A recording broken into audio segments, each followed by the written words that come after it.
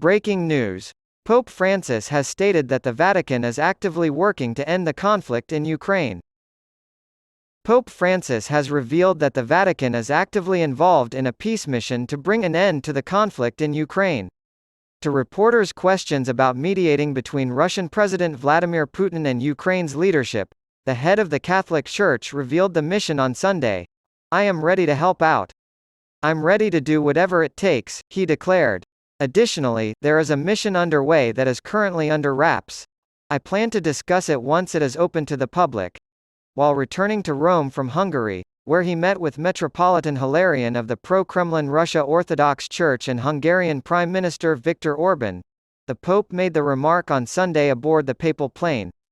The Pope responded to a question about whether Hilarion and Orban could serve as intermediaries in peace talks with Moscow by inviting all parties to establish relationships and channels of friendship.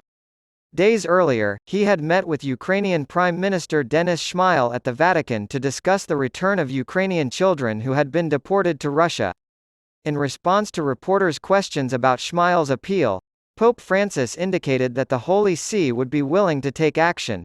He declared that the Holy See is ready to take action because doing so is right and just. Before discussing war's spoils or the upheaval it causes, it's important to consider the human cost. All human actions are beneficial, but cruel ones are not. Everything that is in our power must be done.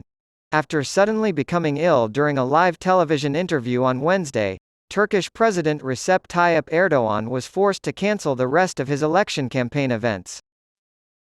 A tweet from Erdoğan after the event read, "Today I will rest at home upon the advice of my doctors.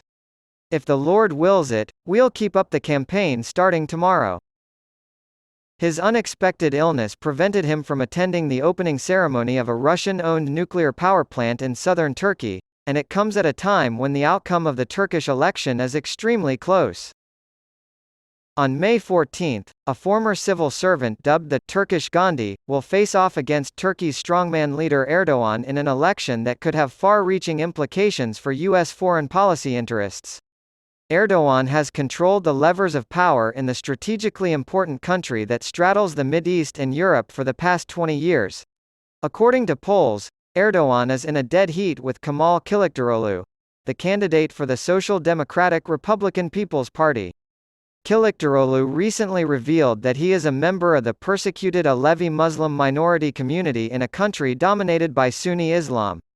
Kılıçdaroğlu, who is 74 years old and leads a coalition of 6 opposition parties, had been ahead of Erdoğan in the polls as recently as a month ago. 2 polls conducted just last week, however, showed Erdoğan to be the front-runner. American Enterprise Institute Middle East expert Michael Rubin, who has written extensively about Erdoğan, has said that if Kılıçdaroğlu were to oust Erdoğan, it would absolutely be a good thing for U.S. and allied security.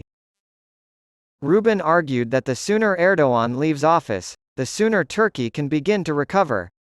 The threat is that many diplomats and security officials incorrectly attribute Turkey's problems to Erdoğan alone, rather than the country's broader ideology and distorted historical narrative.